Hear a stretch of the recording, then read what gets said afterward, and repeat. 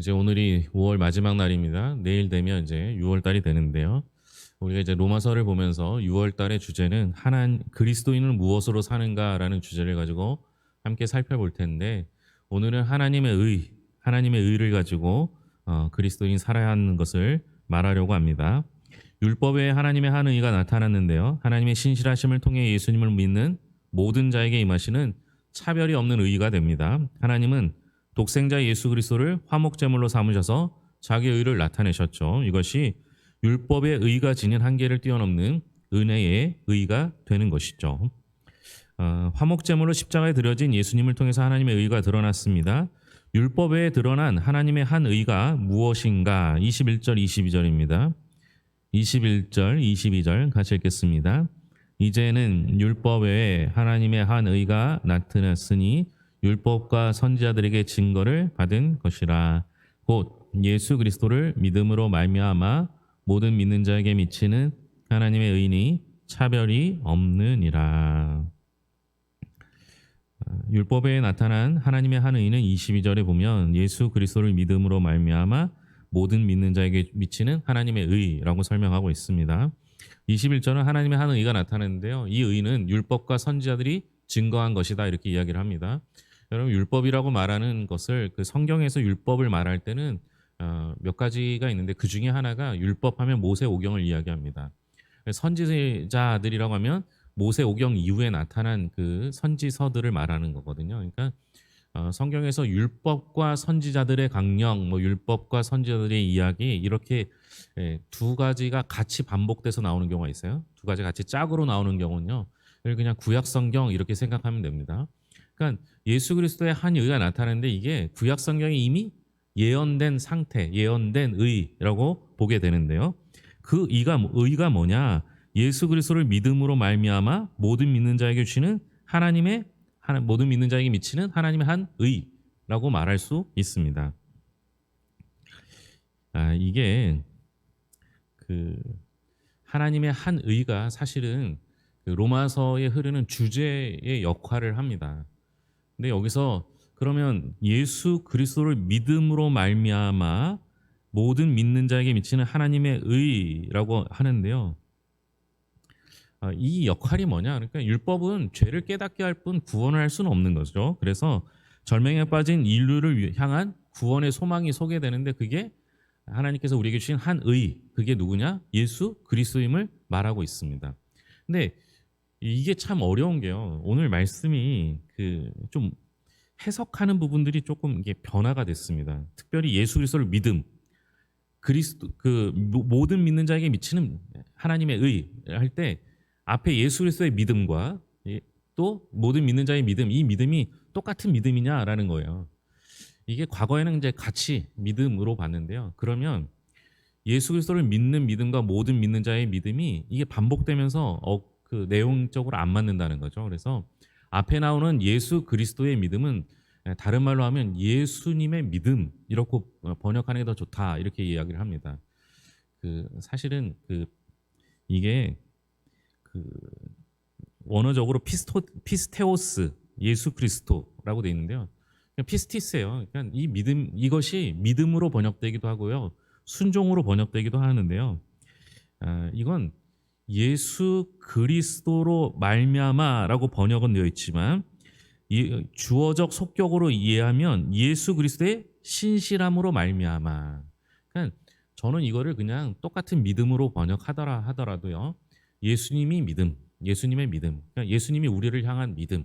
그러니까 우리가 믿음이라고 하면 항상 내가 하나님을 향한 믿음만 생각하잖아요. 그렇죠? 그러니까 우리가 하나님을 아무리 잘 믿어도 하나님이 나를 향한 믿음만큼은 안 된다라고 설명드린 적이 있어요. 여러분, 하나님이 우리를 얼마나 믿으셨습니까? 내가 믿는 믿음은 하나님의 믿음 앞에서는 아무것도 아니죠. 여기서 믿음은 첫 번째 예수 그리스도를 믿음으로 할 때, 이 피스티스는요, 신실함, 예수 그리스도의 신실함을 뜻하는데요. 그 신실함은 예수 그리스도의 기인한, 예수님의, 하나님의 기인한 그 믿음이, 그 신실하심인데, 그것으로 우리를 믿는 거예요. 그러니까 변함이 없는, 우리를 향한 하나님의 변함없는 그 믿음으로 말미암아 우리에게 의가 나타났는데요. 그것을 믿는 모든 사람들에게 하나님께서 예수 그리스도를 선물로 주셨다라고 라고 보는 것이 맞습니다. 제가 이 첫 번째 질문부터 설명하기가 너무 어려운 거예요. 그냥 머릿속으로는 대충 이해가 되는 거죠. 아, 예수님의 그 신실하심이 나의 행위나 내가 죄인이냐 아니냐, 이스라엘인 사람이냐 이방인이냐에 상관없이 예수 그리스도의 신실함으로 나를 구원하셨구나, 이렇게 이해하시면 돼요. 그래야만 돼요. 왜냐하면 주님의 신실하심이 없이 내가 구원받는다면 우리의 무슨 행위를 통해서 구원받거나 주님이 우리를 향한 구원이 변화가 있으면 안 되잖아요. 그러니까 그게 신실하심인 거예요. 우리 주님의 신실하심. 모든 사람이 죄를 범하여 하나님의 영광에 이르지 못하는 상황에서 하나님의 의가 나타남으로 생긴 결과가 나옵니다. 22절부터 24절인데요. 22절은 읽었으니까 23절, 24절입니다. 같이 읽겠습니다.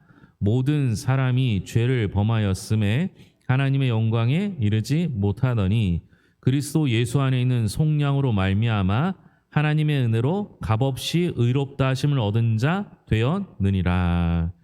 원래는 우리가 모든 사람이 죄를 범하였기 때문에 아무도 하나님의 영광에 이를 수가 없었습니다. 그런데 24절에 보면 그리스도 예수 안에 있는 속량으로 말미암아 하나님의 은혜로 값없이 의롭다 하심을 얻게 되었습니다. 좀 전에 말씀드렸던 예수님의 신실하심, 예수님이 우리를 향한 믿음은 예수님의 삶과 말씀, 십자가와 부활 사건, 그로 인해 하나님의 언약이 성취되어 새 이스라엘이 형성되는 모든 종말론적 사건을 의미합니다. 그러니까 예수 그리스도의 신실하심이 기초가 되어서 우리에게 구원의 길이 열리는데요.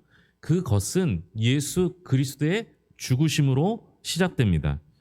그러니까 우리의 구원은요, 내 능력이나 내 노력이나 내 지혜나 내 힘이 아니라 예수 그리스도의 신실하심, 그 신실하심은 우리의 죄를 속량하기 위한 예수 그리스도의 십자가에 달려 돌아가심으로 나타나요. 그러니까 이건 우리가 한 게 아니라 하나님이 내게 선물로 주신 거예요. 그것을 믿는 자에게 구원이 있는 거죠. 그러니까 이것을 다른 말로 표현하면 값없이 주신 하나님의 은혜라는 겁니다. 여기서 값없이 주셨다는 건 그냥 공짜로 주셨다는 얘기가 아니라 내가 값을 치르지 않았음에도 불구하고 하나님께서 내게 구원을 주신 거예요. 그런데 값은 누가 치르셨어요? 내가 치른 게 아니라 예수 그리스도가 치르신 거예요. 그러니까 이게 값없이 받은 은혜를 잘못 오해하면 값싼 은혜로 오해하시면 안 되는 거예요. 그 독일의 유명한 신학자인 디트리트 보네퍼가 말하기를요, 너무 값싼 은혜에 취해 있다는 거예요. 여러분, 절대 값싼 은혜가 아닙니다. 우리의 구원은요, 내가 죄값을 치르지 않은 것이지 나보다 더 존귀하고 나보다 더 뛰어나신 예수 그리스도가 대신 값을 치러주셨어요. 그러니까 내가 받은 이 은혜는요, 내가 받은 이 구원은 어마어마한 값을 치르고 얻어낸 구원이에요. 단지 내가 치르지 않았을 뿐이지 우리의 구원을 이루기 위해서 예수 그리스도가 얼마나 많이 죄값을 치르셨습니까? 차라리 내가 치렀으면 그렇게 비싸지 않았을 수도 있어요. 그러나 우리 주님이 치러주셨어요. 그러니까 내가 치르지 않아 내게 주신 은혜이기 때문에, 내게 주신 구원이기 때문에 그것이 구원이고 내가 치르지 않았기에 값없이 받은 은혜라는 거예요. 근데 꼭 이래야만 하는 이유가 있죠. 하나님은 자신의 의를 세상에 나타내기 위해 예수님을 무엇으로 세우셨는가? 25절 26절입니다. 25절 26절 같이 읽겠습니다.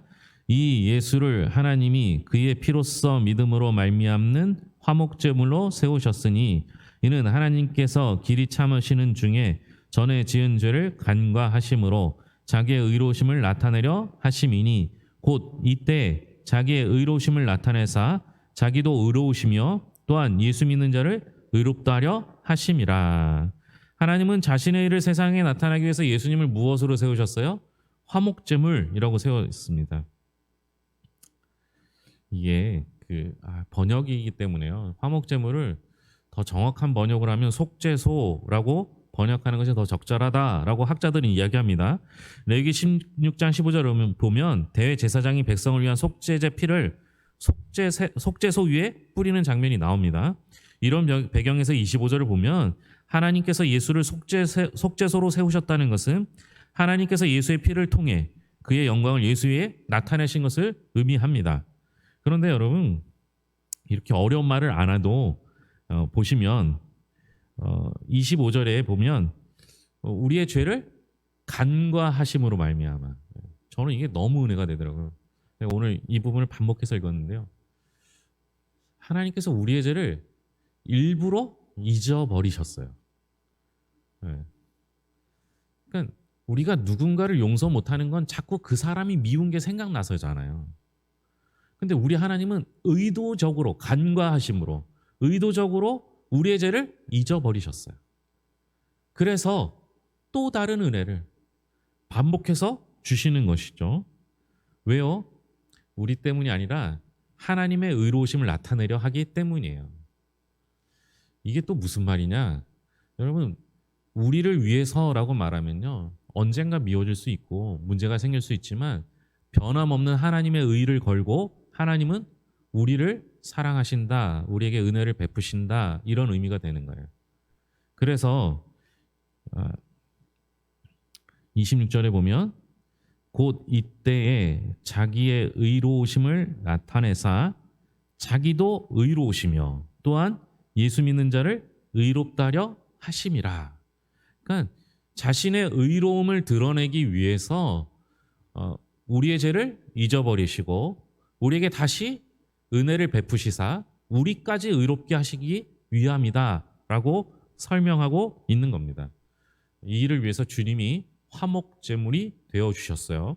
학자들의 해석에 의하면 주님의 피를 뿌리심으로 말미암아, 또는 번역 그대로 화목제물이라고 해도 큰 오류는 없습니다.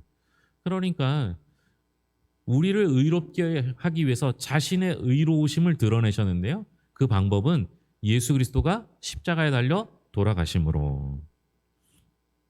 결국 우리는요, 주님이 우리를 위해 대신 돌아가심으로 말미암아 값없이 믿음으로 의롭다 하심을 얻었습니다. 그게 하나님의 의입니다. 그러니까 우리가 예수 믿는 이유는요, 내가 잘나서가 아니라 하나님의 의로우심 때문이라는 거예요. 그러니까 오늘 이 얘기가 반복적으로 나오는 거예요. 내가 무엇인가를 잘해서가 아니라 하나님이 나를 의롭다 하셨기 때문, 하나님의 의를 드러내시기 위해서 자신의 방법으로 우리를 이끄셨기 때문이라는 거예요. 그래서 하나님의 의는 율법의 행위가 아니라 믿음의 법으로 성취됩니다. 그래서 사람이 자기 의를 자랑할 수 없죠. 27절, 28절입니다. 27절, 28절 같이 읽겠습니다. 그런즉 자랑할 때가 어디 있느냐? 있을 수가 없느니라. 무슨 법으로나 행위로냐? 아니라 오직 믿음의 법으로니라. 그러므로 사람이 의롭다 하심을 얻은 것은 율법의 행위에 있지 않고 믿음으로 되는 줄 우리가 인정하노라. 아멘. 우리가 자랑할 수 없는 이유는 뭐예요? 오늘 말씀대로라면 율법의 행위가 아니라 믿음으로 의롭다 하심을 얻었기 때문이라는 거죠. 다른 말로, 쉬운 말로 하면 뭐예요? 내가 한 게 아무것도 없어서 그래요. 우리가 자랑할 이유가 없는 것은, 내가 구원받는 데 있어서 내가 자랑할 이유가 없는 건 뭐예요? 내가 아무것도 안 했어요. 다 하나님이 하셨어요. 그저 우리는 하나님이 하신 것을 믿었을 뿐이라는 거죠. 그러니까 바울은 모든 것이 하나님의 은혜이기 때문에요, 어떤 행위나 어떤 율법이나 어떤 지혜가 우리를 자랑할 수 없다라고 말하는 겁니다. 여기서 말하는 법은 율법주의를 말합니다. 그러니까 바울은 율법이 잘못됐다고 얘기한 적이 없어요. 율법주의가 잘못됐다는 거예요. 율법이 하나님이 되는 그런 일은 잘못됐다라고 이야기합니다. 그러니까 율법이 하나님이 되니까요, 율법을 가지고 있는 사람만 구원받을 수 있다라고 생각하는 거예요. 이스라엘 입장에서는 이스라엘 백성만, 선민인 거죠. 그러나 하나님의 의는 오직 믿음의 법으로만 가능합니다. 즉 예수님의 신실하심으로 말미암아 하나님을 믿는 모든 자에게 주시는 하나님의 의가 주어지는 것입니다. 그걸 받으면 되는 거예요. 지난주 말씀대로라면 도피성에 들어가면 되는 거예요. 우리 모두 죄인인데 도피성 안에 있으면 구원받고요, 도피성 밖에 있으면 보복당하는 거예요. 그러니까 우리가 한 게 아니에요. 하나님의 약속으로 말미암아 하나님의 한 의로 말미암아 우리가 값없이 은혜를 얻은 겁니다. 할례자와 무할례자는 어떤 방식을 통해 의롭다 하심을 얻을 수 있는가? 29절 30절입니다. 29, 30절 같이 읽겠습니다. 하나님은 다만 유대인의 하나님이시냐 또한 이방인의 하나님은 아니시냐 진실로 이방인의 하나님도 되시느니라. 할례자도 믿음으로 말미암아 또한 무할례자도 믿음으로 말미암아 의롭다 하실 하나님은 한 분이시니라. 그러니까 결국 할례자나 무할례자나 뭐로 그 구원을 얻는다고요? 믿음이죠, 믿음. 29절에서 31절 말씀은요, 22절에 시작한 말씀 모든 믿는 자에 대한 확대한 설명이라는 거예요. 아예 그 범위를 넓혀버렸어요. 그 로마서 1장 16절에 보면 모든 믿는 자가 나오는데요, 모든 믿는 자도 마찬가지라는 거예요. 그러니까 이스라엘과 이방인 모두를 포함하기 때문에 모든 백성들을 말합니다. 그리고 그들은 유대인과 헬라인을 의미하는데요. 그래서 29절에 다시 한번 하나님이 유대인의 하나님뿐만 아니라 이방인의 하나님도 된다라는 거예요. 그래서 성경은 그 율법을 맡은 자 먼저 맡겨주신 거예요. 그 율법을 뭐 하라고요? 자기들만을 위해서 쓰라고요? 아니요. 그 말씀을 맡은 자로서 전할 책임을 주신 거예요. 그래서 하나님께서 선민 이스라엘 백성들을 사용하시되 이방인의 빛, 이방인의 사도로 사용하셨다라고 설명하고 있습니다. 마치 아담과 하와가 그 범죄하였을 때 하나님께서 하와에게 묻지 아니하시고 아담에게 물으셨던 것과 같은 거예요. 하와가 태어났을 때 하나님께서 하와에게 직접 하나님의 말씀을 주신 적이 없어요. 그러니까 잘못은 하와가 했다라고 치더라도 그 말씀을 전하지 않은, 그 약속을 전하지 않은 책임을 아담에게 물으셨던 것과 같은 거예요. 그러면 여러분 우리도 마찬가지죠. 우리도 예수님을 먼저 믿은 자잖아요. 먼저 말씀을 맡은 자잖아요. 그러면 우리가 해야 할 일은 뭐예요? 말씀을 전하는 자가 되어야 하는 거죠. 이게 꼭 필요하다라는 겁니다. 결국 우리에게 필요한 것은 율법이 아니라 율법을 통하여 드러나는 하나님의 의를 믿는 믿음이 필요한 거예요. 그러니까 결국 구원은 믿음으로 된다라는 겁니다. 그래야만 돼요. 그래야만 모든 사람이 구원받을 수 있는 길이 열려요. 아니 그렇잖아요. 누군가 행위로 구원받는다면요, 그러면 예수 안 믿는 사람은 평생 예수 안 믿을 수밖에 없어요. 구원을 먼저 주셔야죠. 구원을 주시고 그 구원을 얻을 수 있는 믿음이 우리에게 생기면 그 믿음을 통하여 하나님의 의를 따르게 되는 거예요. 그러니까 하나님의 의는 우리에게 이미 주어진 것이고 그것을 믿음으로 걷어들이는 자가 구원을 얻는 거예요. 그리고 그 구원을 얻은 사람이 믿음으로 행함을 이루는 거예요. 그러니까 성경은요, 이제 야고보서는 행함을 강조하고 로마서는 믿음을 강조한다고 하는데 그렇지 않아요. 믿음의 우선권이 있지만 행함은 믿는 자에게 나타나는 행위예요. 그 일을 이루기 위해서, 그러니까 완전한 믿음의 행위를 이루기 위해서 성화의 과정이 가는 동안에 우리는 부단한 노력을 해야 되는 것이죠. 그러나 구원 자체는 하나님께서 값없이 우리에게 주신 거예요. 그러니까 우리는 구원을 받는 자 되었으니까 이제 우리가 해야 할 일은 믿음으로 행함을 바르게 세워가야 되는 과정이 있는 것이죠. 아마 주님 앞에 서는 날까지 평생 성화가 되는 과정 속에 있을 거예요. 그러니까 다른 사람이 잘못한 거 보지 마시고요, 내가 하나님 앞에 드린 것도 자랑하지 마시고요, 그저 하나님 앞에 서는 그날까지 날마다 전진해 나간다, 이렇게 생각할 필요가 있습니다. 그럼 믿음과 율법은 어떤 상관관계가 있는가? 31절입니다. 같이 읽겠습니다. 그런즉 우리가 믿음으로 말미암아 율법을 파기하느냐? 그럴 수 없느니라. 도리어 율법을 굳게 세우느니라. 믿음은 율법을 파기하지 않고 굳게 세웁니다.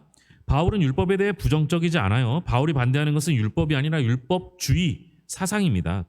율법이 생명을 가져다 주고 이스라엘을 회복하고 메시아로 추앙되는 걸 반대한 것이죠. 그러니까 율법은 하나님의 말씀에 불순종한 자를 정죄하는 기능을 가지고 있습니다. 그러니까 율법을 통하여 죄를 깨닫게 되는 거예요. 그러나 율법 자체가 구원을 이루지 못해요.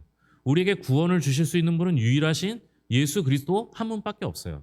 그러니까 율법을 통해서 죄를 깨닫고, 아, 내가 죄인이구나, 그래서 내게 하나님이 필요하구나, 내게 예수 그리스도가 꼭 필요하구나, 이걸 깨닫는 역할을 율법이 해주는 거예요. 근데 율법 아무리 붙잡고 있어도 예수 그리스도가 없으면 구원이 없는 거예요. 자꾸만 이단들이 행위를 묻잖아, 행위를. 너 예수 믿는데 왜 그렇게 살아? 이렇게 얘기하잖아요. 여러분 우리가 예수를 믿어도요. 우리의 죄된 본성이 바뀌는 게 아니에요. 그저 하나님께서 우리를 의롭다 칭하신 거예요. 칭하신 거. 불러주신 거예요. 하나님의 자녀로. 그러니까 여러분 율법이 우리에게 평생 필요합니다. 율법은 구원을 이루는 과정 속에 개입하기도 하고 때로는 구원을 이루는 사람들에게 바르게 나아갈 길을 제시해 주기도 합니다. 그 역할이 거의 다죠. 하나님의 의를 경험한 사람은 자랑이 바뀌겠죠. 육체를 자랑거리로 삼지 않고요. 예수 그리스도의 십자가만을 자랑합니다. 그러니까 여러분 잘 되든 못 되든 오로지 예수님 때문입니다. 예수님의 십자가만 자랑합니다. 그러니까 내가 이 복음을 부끄러워하지 않는다. 갈라디아서는 예수 그리스도를 믿는 믿음 안에서 십자가만을 자랑한다. 이렇게 바울이 이야기하잖아요. 그럼 바울이 얼마나 위대한 믿음의 선배였습니까? 그런데 그가 자랑한 것은 오직 복음, 오직 십자가였던 것이죠. 우리도 자랑할 게 아무것도 없어요. 예수님이 우리의 전부가 되십니다. 결국 왜 우리가 예수님 외에 자랑할 게 없어야 하느냐? 공동체 안에서 더 낫고 덜한 사람이 없는 거예요. 모두가 자랑할 게 없는 사람이잖아요. 그러니까 외적인 조건으로 공동체 안에서 사람을 차별하지는 않아야 합니다. 마찬가지죠. 하나님도 우리를 차별하지 않으세요. 인종, 학식, 지위, 외모, 금전적인 능력, 재물, 건강 이 모든 것들이 자랑거리가 되지 않습니다. 우리의 자랑은 예수님이면 충분하지 않습니까? 예수님만 자랑하는 성도들이 될 수 있기를 바랍니다. 기도하겠습니다. 하나님 아버지 감사합니다. 우리가 이제 로마서를 통해서 하나님 말씀을 보게 됩니다. 하나님 아버지 바울의 로마를 향한 간절한 마음으로 쓴 서신을 통해서 하나님의 복음의 진리를 깨닫게 하여 주시옵소서. 오늘도 구원에 대해서 함께 나누었습니다. 율법은 구원으로 이끄는 때로는 구원받은 자가 바르게 나아갈 길을 제시하는 몽학 선생이 지나지 않음을 기억하게 하시고 율법이 전부가 되지 않게 하여 주시옵소서. 우리에게 가장 필요한 것은 예수 그리스도와 예수 그리스도가 지신 십자가뿐임을 기억하며 우리의 자랑이 아니라 예수님만 자랑하는 성도들이 될 수 있기를 바랍니다. 하나님 도우시고 인도하여 주시옵소서. 더불어 하나님 아버지 우리의 기도가 주를 향한 기도가 되게 하여 주셔서 우리가 육체의 자랑을 삼지 않기 위해서 하나님께서 우리에게 약함을 주셨사오니 그 약함을 가지고 하나님께 간구하게 하여 주시옵소서. 평생의 십자가를 가지고 있습니다. 하나님 그 십자가를 영광으로 알고 주님께서 나를 영원롭게 하시는 고난의 면류관임을 깨닫고 하나님 아버지 그 고난을 위하여 날마다 겸손하게 하시고 기도하며 나아갈 수 있도록 붙잡아 주시옵소서. 연약한 이들이 있습니다. 몸이든 마음이든 영혼이든 주님께서 붙잡아 하셔서 그 연약함이 기도의 도구가 되게 하시고 주님을 만나고 주님의 손길을 경험하는 도구가 되게 하여 주셔서 주님 만나서 모든 문제들이 해결되는 인생이 되게 하여 주시옵소서.